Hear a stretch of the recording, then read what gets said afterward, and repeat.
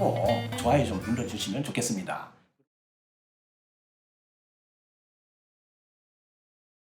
네, 안녕하십니까. 오늘은 그 음주운전 사고 시 가해자가 그 한 방에 그냥 훅 간다 이런 주제로 오늘 좀 설명을 드리려고 하거든요. 그 음주운전 이거 굉장히 위험하죠. 윤창호법이 2019년도 6월 25일부터 시행이 됐거든요. 네. 한 달 정도 지금 지났습니다. 네. 그런데 지금 뉴스를 보면 아시지만 일반적으로 음주운전 단속이나 이런 그 적발 건수에서 보면 한 20-30%가 좀 줄었다고 그래요. 네. 그런데 20-30%가 줄었다고 해서 음주운전이 없는 것은 아닙니다. 지금 현재로. 그래서 윤창호법이 시행되고 나서 어떤 처벌을 받는가 그 처벌 경중에 대해서는 지금 법원의 판례가 아직 없어요. 왜 그러냐면 6월 25일 사고가 음주운전으로 사고가 나면 이게 경찰에서 검찰에 송치가 되고 그 다음에 법원에서 판결 나온 데까지 시간이 좀 걸립니다. 네. 그 시간을 저는 한 4, 5개월 보고 있거든요. 그러면 올 가을이나 겨울쯤에는 뉴스가 나올 거예요. A라는 사람이 음주운전으로 어떤 사고가 났는데 어떤 처벌이 나왔다. 그러면서 전에 윤창호법이 없었을 때는 이 정도였는데 이번에는 아주 강력한 그런 처벌이 나왔다라고 아마 뉴스가 나올 거예요.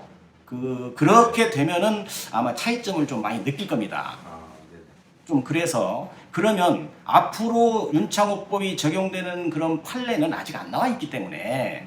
그러면 전에 윤창호법 시행 전에는 어땠는지를 보고 그 다음에 윤창호법은 제가 봤을 때 한 1.5배 정도 강화된 그런 아마 처벌이 나올 것 같아요. 네. 그래서 그러면 전에 윤창호법 이전에는 어떤 식으로 처벌이 됐는가에 대해서 한번 우리가 한번 체크를 해보려고 합니다. 첫 번째로 음주 사고 나서 뭐 2주, 3주 이런 환자가 이제 발생이 되면 어쨌든 경찰에서나 검찰에서나 법원에서 뭐 합의하라고 종용을 하지요.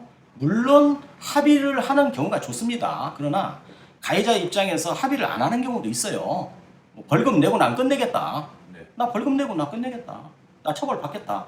뭐 이 정도 음주운전을 했더라도 물론 여기에서 행정처벌은 별도입니다. 예를 들어서 면허가 취소되고 정지되고 이런 행정처벌 말고 일단은 음주사고로 경미하게 사람이 다쳤을 경우에는 뭐 합의를 보는 것도 좋지만 보지 않는다고 하더라도 벌금 같은 형태로 해서 끝나는 경우가 있지요. 여기서 질문 하나. 아, 예. 그 면허 정지 정도 수준인데 만약에 2, 3주였으면은 네. 합의서를 제출된 경우입니다. 예. 그러면은 벌금이 어느 정도 많이 줄어듭니다. 네. 자, 만약에 3주 환자 한 명 있다고 한다면 네. 법원에서는 판사님이 합의 없으면 네. 보통 한 5, 60만 원 정도를 일주에다가 적용하는 것 같아요. 네. 그러면 3주면은 한 150에서 180만 원 정도, 많게는 한 200만 원 정도 벌금이 나옵니다. 그런데 네네. 아까 김 PD님이 말씀하신 대로 합의서를 제출하게 되면 네네. 거기에서 한 80%는 줄어들어요. 아, 벌금이 굉장히 좀 떨어집니다. 그러면 한 50만 원 미만. 그렇죠. 그런 식으로 적용을 해줘요. 판사님이 아 이건 합의해왔구나 이렇게 판단을 합니다. 네. 예, 어떻게 답이 됐습니까? 네. 네네. 그 다음에 이제 두 번째인데 이제 음주 사고로 인해서 뭐 골절상이 났다든가 조금 많이 다쳤어요. 골절상이면 4주 이상이죠. 뭐 네. 8주, 뭐 대퇴골이면 뭐 한 14주, 뭐 늑골이면 뭐 6주 이런 식으로 이제 만약에 진단이 골절상 이상으로 나왔다고 한다면 이것은 형사합의 해야 됩니다. 음주운전 했을 경우에. 네. 그러면 보통 이런 경우에는 합의서가 법원에 접수가 되고 이렇게 하면 판사님들이 벌금으로 이때도 많이 처리를 해줍니다. 그러니까 벌금 얼마 이런 식으로 처리를 해줘요. 그 다음에 이제 세 번째가 만약의 경우에 중상해 환자들, 식물인간 같은 경우요, 사망사고 이런 경우에는 무조건 합의를 해야 되는 거죠. 피해자하고. 네. 그렇게 해서 그런 합의서가 제출이 됐다고 하더라도 네. 가해자는 처벌이 셉니다. 네. 음주운전 했을 때. 네. 그러면 만약에 합의서가 제출됐다고 하더라도 보통 사망사고 같은 경우에는 징역 한 뭐 5, 6월에 집행유예 1년 이상 이렇게 나올 수가 있어요. 네. 좀 이해 가셨죠? 다만 징역형인데 집행을 유예할 뿐이에요. 네네. 그렇기 때문에 이 처벌은 굉장히 무서운 거죠. 근데 생각보다는 이게 사망 사고인데 생각보다는 굉장히 가벼운데. 이유는 네네. 합의서를 제출했기 때문에. 네네. 형사 합의를. 네. 형사 합의할 때 이제 돈 주고 하지 않습니까? 가해자가 피해자한테. 네. 합의서를 제출했기 때문에 이 정도예요. 네. 그런데 합의서가 없으면 무조건 구속입니다. 좀 이해 가셨죠? 네. 그래서 이제 여기는 세 번째까지 설명을 했습니다. 자, 네 번째는 음주 사고 해가지고 중상해나 사망 사고가 났는데 여기에다가 뺑소니까지 하는 경우가 있어요. 이런 경우 제가 처리도 했어요, 전에. 네. 이건 바로 구속입니다. 해서 전에는 보통 판결이 나는 것을 보면 형사합의가 붙었다 하더라도 형사합의를 피해자와 가해자가 원만히 해서 선처를 해달라고 하더라도 뺑소니까지 붙었기 때문에 음주, 사망, 뺑소니 이렇게 했을 때는 보통 형량이 2년에서 3년 정도 실형을 받습니다.